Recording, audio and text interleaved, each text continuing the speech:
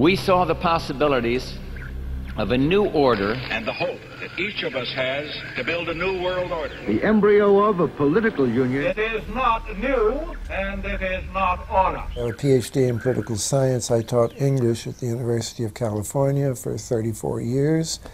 And now that I'm retired, I can devote all my time to writing books about deep politics.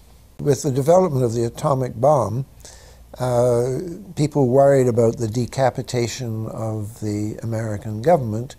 And so ever since the 50s, there have been groups of people, usually very interesting people, planning for what would happen if there was a nuclear attack and the government was, as they say, decapitated.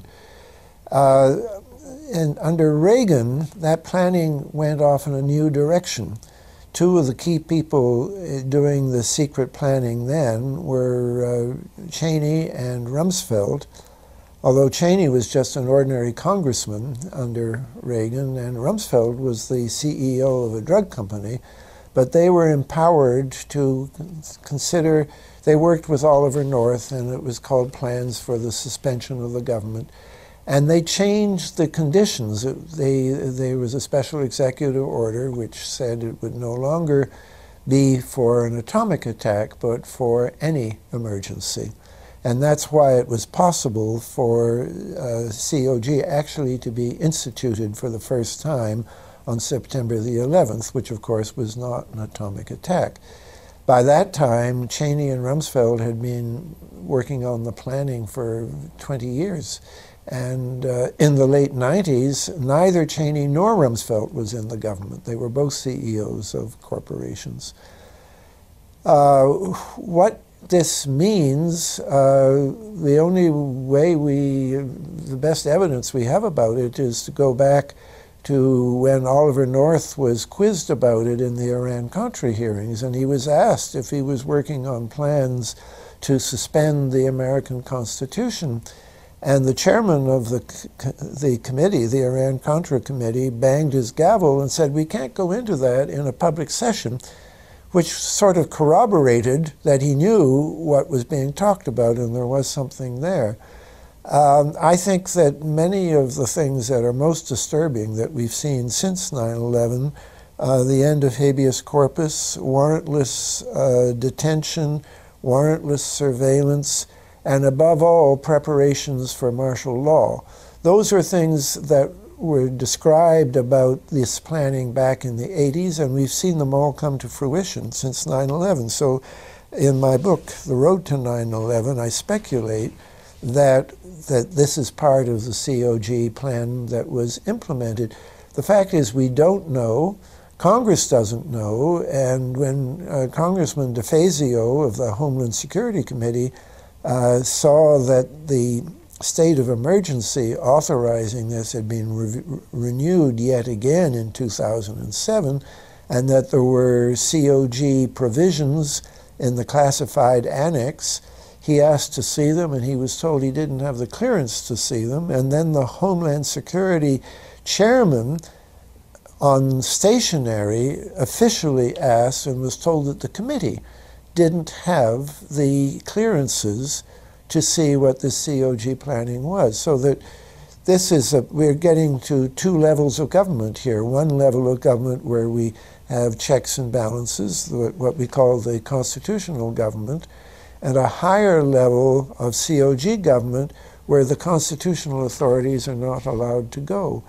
I don't want to get too much into detail, but I think a lot of what we don't understand about what happened on the morning of 9/11 and what Cheney was doing that morning, which is he's given two different versions of, all has to do that he was doing things on a COG phone, which wasn't even in the bunker under the White House, was in a more secure place, and that's why the 9/11 Commission looked for authorization to bring the planes down and so on, and they couldn't find that authorization. There's just there's some kind of gap in the telephonic communication, and I think the answer is it's because we were going now to COG communications instead of ordinary communications. a state of emergency cannot last for more than a year and has to be renewed. And without mentioning the act, Bush did annually renew. And so it was clear when Obama was elected that we were going to find out what Obama would do. And a former Congressman, Dan Hamburg, and myself appealed to Obama, first of all, not to renew it, and also we appealed to Congress to observe another part of the same law that says that if there's any state of emergency is declared, then Congress shall, it's not an option, they're required by law to review it within 6 months and either terminate it or render it official. And we were waiting to see, and unfortunately Obama disappointed us just in September 2009. He then did, for the first time mentioning the act, say that under the terms of the act he was extending the state of emergency for another year. But this is not really a legal state of emergency under the act, because for it to be legal, Congress should have approved it. And it was a terrible disappointment that we asked on the internet, we asked people to write their congressman, make sure Congress did this. And one congressman wrote back and said to his constituent and said, we understand that the provisions of this act have been overridden by, guess what, COG. So it's another indication that COG is overriding the constitutional and legal provisions that protect us in this country.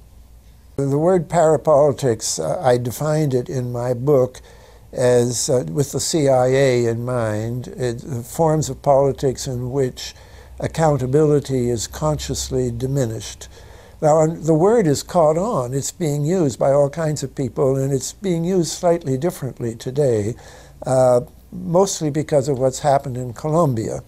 I think now in Colombia you have a government, but you also have these paramilitary forces that are supported by drugs and hire themselves out to landlords to kill peasants who are organizing for their rights or to kill union organizers.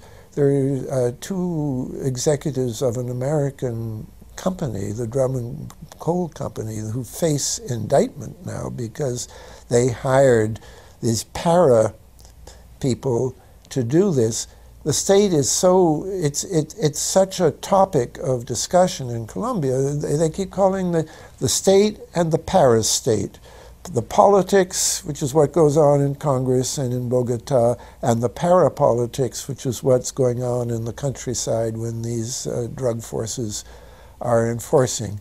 And the word, so I no longer own the word, but it's roughly what I mean. I also wrote a book called Deep Politics and the Death of JFK, and in that book I tried to distinguish between parapolitics, which is something you consciously do and set up as a system, versus deep politics, which is just something that you have to live with as a fact. For a long time I used these terms and the major media would not touch them, but just in the last 10 years, if you Google now, you'll see quite a few references to deep politics, or if you go to LexisNexis, better example, because that's just the mainstream media. And they are being used, they're not being distinguished. They both are being used to mean roughly the same thing. Organized crime fits into the whole structure of how this country is governed, and this helps explain how not just how Kennedy could be killed, but also more interestingly, how the forces of government would immediately cover it up with a false story that Oswald did it and acted alone. I gave a paper about all three of the big assassinations in the 60s, which was John F. Kennedy, Bobby Kennedy, and Martin Luther King. And there are certain common denominators which I think reinforce what I was saying about Kennedy, John F. Kennedy alone in my book.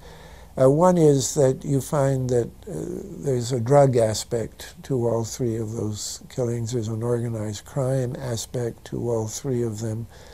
I say this without pretending that I have solved those cases. I wasn't even really trying to solve the cases. I was just trying to understand how a president could be murdered, and this would be essentially absorbed into the culture of the country.